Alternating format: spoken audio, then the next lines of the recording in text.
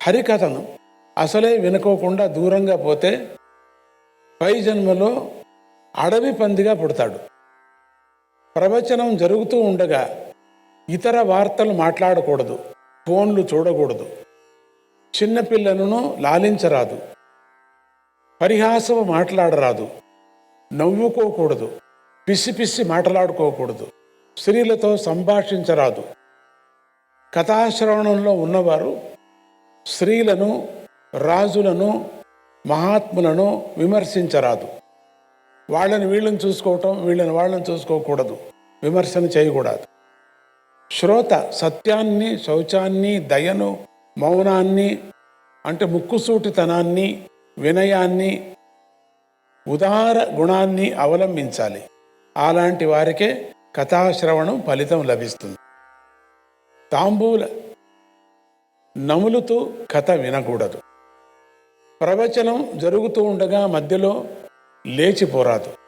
అలా పోతే పై జన్మలో భార్య వియోగం, బంధు వియోగం కానీ లభిస్తుంది. వాళ్ళ తలపాగాలు మొదలైనటువంటి అలంకారాలు పెట్టుకొని శ్రవణం చేయకూడదు, టోపీలు పెట్టుకోకూడదు.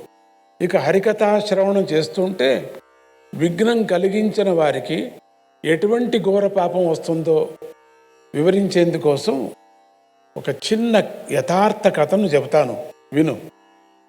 నారాయణ నారాయణ నారాయణ నారాయణ నారాయణ నారాయణ. ఇక హరికథా శ్రవణం చేస్తుంటే విఘ్నం కలిగించిన వారికి ఎటువంటి ఘోర పాపం వస్తుందో వివరించేందుకోసం ఒక చిన్న యథార్థ కథను చెబుతాను. పూర్వం గంగా తీరంలో జనస్థానం అనేటువంటి గ్రామం ఉండేది. అక్కడ ఒక వేదవేత్త అయినటువంటి బ్రాహ్మణుడు ఉండేవాడు. ఇతడు సత్పురుషుడు, నియమపాలన తత్పరుడు, కుటుంబాన్ని ఏ లోటు లేకుండా జాగ్రత్తగా చూసుకునేవాడు. ప్రతిరోజు నిత్యానుష్ఠానం, భోజనం అయిన తర్వాత తప్పనిసరిగా పురాణ శ్రవణానికి వెళుతూ ఉండేవాడు. ఇతని భార్య మాత్రం పరమ గయ్యాలి. ఈమెకి ఎప్పుడూ వక్రచింతనే తప్పితే మామూలు చింతన ఉండేది కాదు. చేసిన వంటల్లో రుచికరమైన వాటిని భర్తకే కాక పిల్లలకు కూడా పెట్టకోకుండా తనే తినేస్తూ ఉండేది. ఈవిడకు హరికథాశ్రవణం అంటే వల్ల మానిన ఒళ్ళు మంట, ఒళ్ళంతా గోక్కొనేది, ముళ్ళలో పడుకునేటట్టుగా అనుభవించేది, ఒంటికి మిరపకాయ రాసుకునేలాగా ఆడేది. భర్త పురాణ శ్రవణానికి వెళ్ళినప్పుడల్లా తాను కూడా అక్కడికి వెళ్ళి పెద్ద గొంతు వేసుకొని లేనిపోని అబద్ధాలు కల్పించి నానా గోల చేసి భర్తను ఇలా తిట్టిపోసేది. ఎంత అబద్ధాలుగా! ఇంట్లో బియ్యం లేవు, కూరలు లేవు, అంతా తానే తినేసింది. ఇంట్లో బియ్యం లేవు, కూరలు లేవు, పిల్లలు అన్నం పెట్టమని నా ప్రాణం తీస్తున్నారు, నా భర్తకు సంపాదిద్దామనే ఆలోచనే లేదు, ఎప్పుడు పురాణాలు, ఎప్పుడు కథలు, ఎప్పుడు దేవస్థానాలు, జపాలు, తపాలు అంటూ ఉంటాడు. తక్కిన ఆడవాళ్ళను చూడండి, వాళ్ళ భర్తలు వాళ్ళకి ఎలా స్వాధీనంగా ఉంటున్నారు చూడండి. వాళ్ళ భార్యల మాటల్ని ఆజ్ఞలుగా భావించి ఎక్కడెక్కడికో పోయి బోరుడెంత సంపాదించి బోరుడెన్ని నగలు, బోరుడెన్ని చీరలు తెచ్చిపెడుతూ ఉంటారు. నా మొగుడు నాకేమివ్వడు, నా మొగుడున్నాడు, ఎందుకు పనికిరాని దద్దమ్మ, ఏ సంపాదన లేదు, ఆ పాపిష్టి బ్రహ్మదేవుడు నా ముఖానికి ఇలాంటి మొగుణ్ణి కట్టబెట్టాడు. ఇంట్లో పిల్లలు అన్నం లేక ఏడుస్తుంటే సన్యాసిలాగా సన్యాసుల్లో కలిసిపోయేటట్టుగా ఇక్కడ పురాణాలు వింటున్నాడు చూడండి అని ఆమె ప్రతిరోజు పురాణం దగ్గరికి వచ్చి ఇలా లేనిపోయినటువంటి అబద్ధాలన్నీ చెప్పి నానా గోల చేసి భర్త పురాణాల్లోంచి లేచిపోయేదాకా ఊరుకునేది కాదు. పురాణం ఆపి ఆవిడను, ఆ భర్తను బయట పంపించేంత వరకు ఎవ్వరికి ఏ విధమైనటువంటి నెమ్మది లేక ఉండేది. కొంతకాలానికి ఆమె మరణించింది. ఇంక మరణించుకుంటుందా? ఎప్పుడైనా చావాల్సింది కదా. అప్పుడు యమదూతలు వచ్చి ఆమెను తీసుకెళ్ళి ఘోర నరకాలలో చాలా సంవత్సరాల పాటు నానా హింసలు పెట్టారు. నరక నివాసం కూడా అయిపోయినాక ఆమె నీళ్లు కూడా దొరకనటువంటి ఎడారిలో రాక్షసిగా పుట్టి నానా యాతనలు పడ్డది. దీన్ని బట్టి భార్య పురాణ శ్రవణం చేస్తుంటే భర్త కానీ, భర్త పురాణ శ్రవణం చేస్తుంటే భార్య కానీ ఏ రకమైన విఘ్నము కలిగించకూడదు. దీన్ని మనం చాలా బాగా అర్థం చేసుకోవాలి.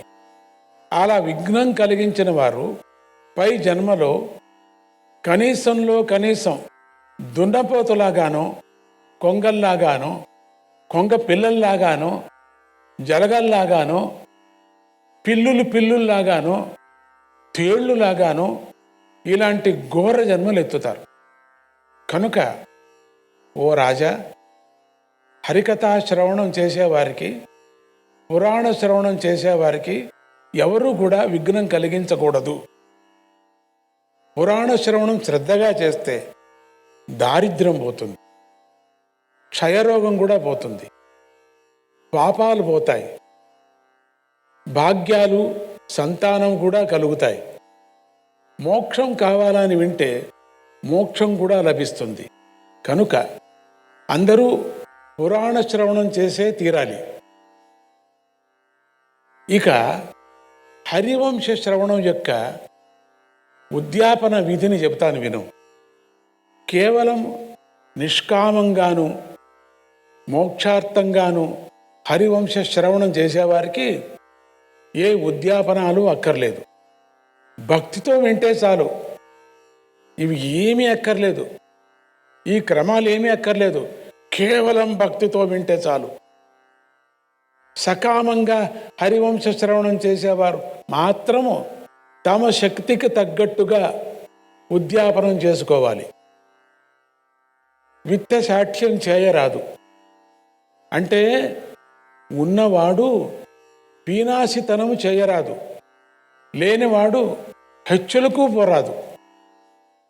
నవాహ దీక్షగా హరివంశ శ్రవణం చేసినటువంటి తర్వాత శ్రోతలందరూ ప్రవచనకర్తకు, హరివంశ పుస్తకానికి కూడా పూజలు చేయాలి. వాద్యాలు పెట్టుకొని దివ్యనామ సంకీర్తనలు చేయాలి. ప్రవచనకర్తకు, అతడి భార్యకు, కుటుంబానికి కూడా వస్త్రాలు, భూషణాలు మొదలైనవి సమర్పించి సత్కరించాలి. బంగారు లక్ష్మీనారాయణ విగ్రహం దానం చేయాలి. ప్రవచనకర్తకు సాక్షాత్తుగా వ్యాస మహర్షి అని భావించి బ్రాహ్మణులకు, పేదలకు అన్నదానాలు చేయాలి.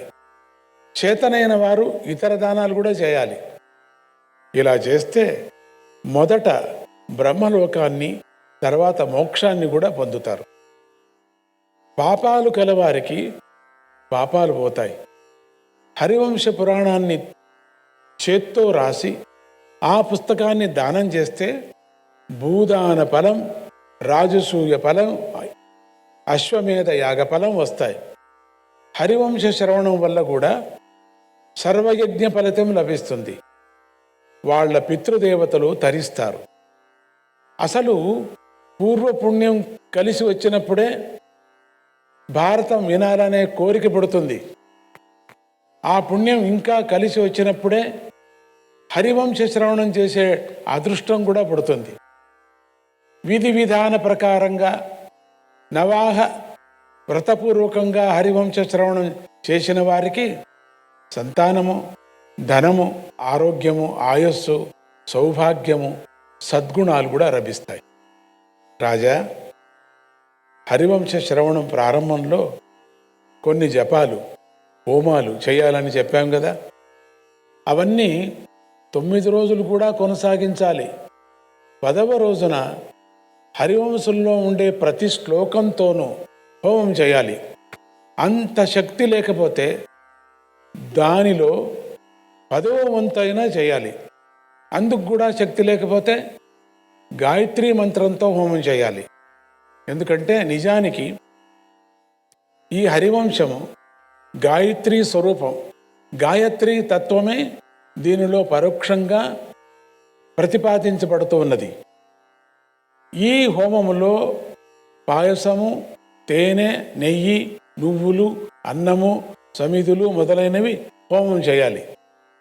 ఒకవేళ హోమానికి ఏమాత్రమూ శక్తి లేకపోతే దానికి ప్రత్యామ్నాయంగా యథాశక్తి సువర్ణదానం చేయాలి. ఇక హరివంశ వ్రతాచరణంలో ఎక్కువ తక్కువలు, అనుకోని దోషాలు మొదలైన వాటి నివారణ కోసం 9 రోజులు విష్ణు సహస్రనామ పారాయణం చేయాలి. దోష నివారణ విషయంలో విష్ణు సహస్రనామ స్తోత్రానికి మించినది లేదు కదా. ఇదంతా అయ్యాక 24 మంది దంపతులకు భోజనం పెట్టి యథాశక్తిగా దానం చేయాలి. ఈ విధంగా విధిపూర్వకంగా హరివంశ వ్రతాన్ని పూర్తి చేస్తే అతడి భార్య 1 నెలలోనే గర్భవతి అవుతుంది, లేదా కనీసం 10 నెలల లోపల అవుతుంది. ఆమెకు సూర్యుడిలాగా ప్రకాశించే పుత్రుడు జన్మిస్తాడు. బ్రాహ్మణ ద్రవ్యాలను, రత్నాలను అపహరించిన వారికి, దొంగతనం చేసిన వాళ్ళకి పై జన్మలో సంతానం లేకుండా పోతుంది. బంగారు దొంగతనం చేయకూడదు. ఇటువంటి దోషాలన్నీ లేకుండా పోయేందుకోసమే మహారుద్ర జపాదులను ఈ వ్రతానికి అంగంగా చెప్పారని నువ్వు గ్రహించాలి. ఇదంతా వ్యాస భగవానుడు స్వయంగా చెప్పిన విధానం. అందువల్ల ఈ వ్రతాన్ని యథావిధిగా ఆచరించేటువంటి వాళ్లకు వ్యాస భగవానుడు చెప్పిన ఫలితం లభించి తీరుతుంది. సంతానార్చై హరివంశ వ్రతాన్ని ఆచరించేవారు తన యొక్క గురువుల అనుమతి ఉంటే సంతాన గోపాల మంత్రాన్ని ఉపదేశం పొంది దాన్ని కూడా ఈ 9 రోజులు జపించడం కూడా మంచిది. అది కుదరినప్పుడు సంతాన గోపాల స్తోత్రాన్ని నిత్యము పారాయణ చేయటం మంచిది. దానితో పాటు విష్ణు సహస్రనామ స్తోత్రాన్ని పారాయణం చేయాలి. దీనివల్ల సంతాన ప్రాప్తి మాత్రమే కాక సమస్త శుభాలు కూడా లభిస్తున్నాయి. అటువంటి మహిమ గలది ఈ హరివంశ మహాత్మ్యం. నారాయణ నారాయణ నారాయణ నారాయణ. హరే కృష్ణ. మనం ఎన్ని వ్రతాలు చేయకపోయినప్పటికీ భక్తిగా, శ్రద్ధగా హరివంశము మనము ఆ పారాయణాన్ని, ఆ పురాణాన్ని మనం వింటే ఇంకన్నా అంతకన్నా వేరే వ్రతమే అక్కర్లేదు. భక్తిగా వింటే చాలనేసి ఒకే మాట చెప్పేశారు. కలియుగంలో మనకి ఈ వ్రతాలన్నీ చేయలేం. ఇవన్నీ వింటూ ఉంటేనే భయం అవుతుంది. మనకు ఎక్కడ చేయటానికి అవుతుంది? మనకు చేత కాదు. కొన్ని చేయవచ్చు, లేదని కాదు. అన్నీ చేత కాదని చెప్పలేము. చేతనయ్యేవాళ్ళు చాలామంది ఉన్నారు, చేసేవాళ్ళు ప్రపంచంలో ఉన్నారు, ఇంకా ఉన్నారు, బతికున్నారు. అందుకే ధర్మం ఉంది. అందుకని అది ఎవరూ చేయలేమని చెప్పడానికి మాత్రం వీల్లేదు. చేయవచ్చు, చేసేవాళ్ళు మహానుభావులు ఉన్నారు, ప్రపంచంలో ఉన్నారు. ఇవి చేసిన వాళ్ళు, ఫలితం పొందిన వాళ్ళు ఉన్నారు. ప్రేత బాధ కూడా పోగొట్టుకున్నారు. చచ్చిన వాళ్ళు ప్రేతలుగా తిరుగుతారు కదా, అవి కూడా ఈ హరివంశాన్ని వింటే ప్రేత బాధ కూడా వాళ్లకు ముక్తి దొరుకుతుంది. భాగవతంలో కూడా మీరు విన్నారు కదా, భాగవతంలో 7 రోజులకే ప్రేత బాధ పోయింది కదా. మొదటి కథనే అది కదా. మనకు ప్రేత బాధ భరించలేక దివ్యమైన దృష్టిని కలిగాడు కదా. మనం మొదటి కథనే అది కదా చెప్పుకున్నాం కదా. అట్లనే ఇది కూడా అంతేనే. ఇక నారాయణ నారాయణ నారాయణ. మనము సృష్టిని గురించి మనం ఇంతవరకు మాట్లాడుకున్నాం. ఇక దాంపత్య సృష్టి, మానసిక సృష్టి చేసేటువంటి బ్రహ్మదేవుడికి విసుగు పుట్టిందట. ఆయనకు తన సృష్టి వేగం చాలదనిపించింది. వేగంగా సృష్టి కలిగించాలా, సృష్టి ఇతోధిక వేగంతో వృద్ధి పొందాలంటే ఏం చేయాలి? ఆయన మళ్ళీ వేదాలన్నీ ఒకసారి చూశాడు, పరిశీలన చేశారు, అన్నీ ఒక్క పర్యం చూసుకున్నాడు. ఆయన తన శరీరాన్ని ఇక తీర్మానం చేసుకున్నాడు. తన శరీరాన్ని నిట్టు నిలువుగా 2 ముక్కలు చేసుకున్నాడు బ్రహ్మ. అందులో కుడి ముక్క ఉంది కదా, ఆ కుడి ముక్కలోంచి మనువు అనేటువంటి పురుషుడు జన్మించాడు. 2 ముక్కల్లో ఎడమ మొక్క ఉంది కదా, ఆ ఎడమ మొక్కలోంచి శతరూప అనేటువంటి స్త్రీ జన్మించింది. మను అంటే మనస్సే ప్రధానంగా గలవాడు. శతరూప అంటే తన వంటి రూపాల వందల కొద్ది సృష్టించగలది అని అర్థం. అంటే బ్రహ్మ 2 ముక్కలు చేసుకుని, అంటే బ్రహ్మ లేడని కానీ అట్లా ఆ ముక్కలు చేసుకొని బయట పెట్టాడు అంతే. బ్రహ్మ ఉన్నాడు, అక్కడే ఉన్నాడు, ఎక్కడ పోలేదు. ముక్కలు చేసుకొని కత్తిరించుకొని దూరం కాలేదు. ఆ విధమైనటువంటి సంకల్పంతో సృష్టి చేశాడు. బ్రహ్మదేవుడు ఈ ఇద్దరికీ వివాహం చేశాడు. వారి ద్వారా దాంపత్య విధానంలో సంతానం కలిగే పద్ధతిని సృష్టి చేశాడు. అప్పటి నుంచి బ్రహ్మదేవుడి యొక్క ప్రజా సృష్టి వృద్ధి చెందింది. ఆయన ఇష్టం. మనం అప్పుడప్పుడు వాదించుకుంటూ ఉంటాం, ఎందుకు ఈ సృష్టి చేశాడు, నన్నెందుకు పుట్టించాడు అనే పిల్లలు మామూలుగా తల్లిదండ్రుల దగ్గర వాదిస్తూ ఉంటారు. నన్నెందుకు పుట్టించావు అని తండ్రిని అడగటం, తల్లిని అడగటం మామూలుగా అంటూ ఉంటారు. అంటే ఆ విధమైనటువంటి మనుషులు ఉన్నారు ఇప్పుడు, వాగ్వాదం చేసేటువంటి పిల్లలు. ఎందుకు నన్ను పుట్టించావు, ఎందుకు నన్ను చదివించలేదు, సందర్భానుసారంగా చదివించలేదు, నువ్వు పుట్టావు కాబట్టి నేను పుట్టావు, నువ్వు పుట్టావు కాబట్టి వచ్చావు. అందుకని ఇక్కడ ప్రజా సృష్టిని అభివృద్ధి చేయాలనేటువంటి బ్రహ్మకు ఉంది కాబట్టి చేశాడు. మంచి పనే. బ్రహ్మను ఎవరు అడుగుతాం మనము? బ్రహ్మను అడగటానికి సాధ్యమవుతుంది? ఆయన ఇష్టం, అది ఆయన సృష్టి ఇదంతా. అందుకే సృష్టించాడు కూడా, ముక్తి ప్రసాదానికి దారి కూడా చూపించాడే. దాని సమాధానం తెచ్చుకోండి. ఇక్కడ విషము పుట్టించాడు, వీరుగుడు పుట్టించాడు. విషానికి వీరుగుడు పుట్టించాడు కదా, అమృతం. ఒక్క విషమే పుట్టించింటే విషానికి పుట్టించాడు కదా, విషానికి పుట్టించి దానికి వీరుడికి పుట్టించాడు. రోగం పుట్టించాడు, దానికి ఔషధి పుట్టించాడు. ఎంత బాగుంది చూడండి. అందుకని పరమాత్ముడు రెండూ చేసుకొని వచ్చాడు. అందుకని ఈ మనువుకే అపవుడు అని, స్వయంభూ మనువు అని కూడా పేర్లున్నాయి. అపవుడు, స్వయంభూ అని. ఈ దంపతులకు సంతానం ఒట్టిగా కలగలేదు. ఊరికే ఇప్పుడు పిల్లలు మాట్లాడతారు, అట్లేం కలగలేదు. ఈ దంపతులు 10,000 సంవత్సరాలు తపస్సు చేయగా వారికి వీరుడనే కుమారుడు జన్మించాడు. కానీ ఈ దంపతులు అట్లా కాదులేండి, పురాణ దంపతులు కూడా వీరుడు అనేటువంటి వాడు జన్మించాడు.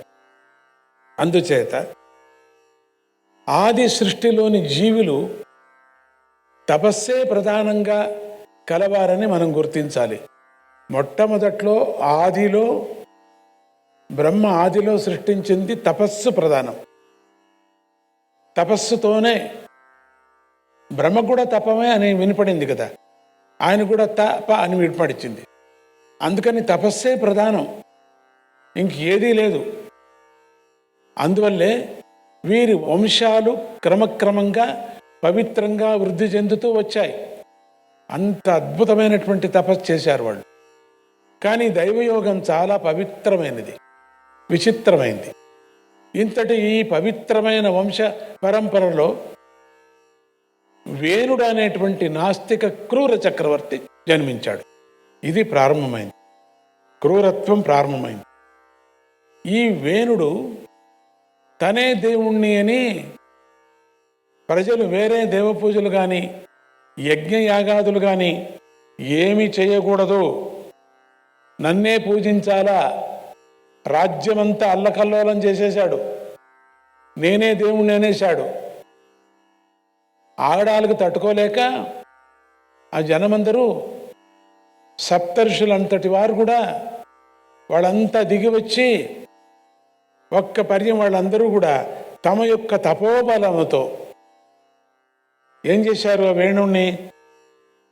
వేణుడు అనేటువంటి క్రూరాత్ముణ్ణి వాళ్ళ యొక్క తపోమహ్యంతో అతన్ని సంహరించేశారు, సంహారం చేశారు మహర్షులు.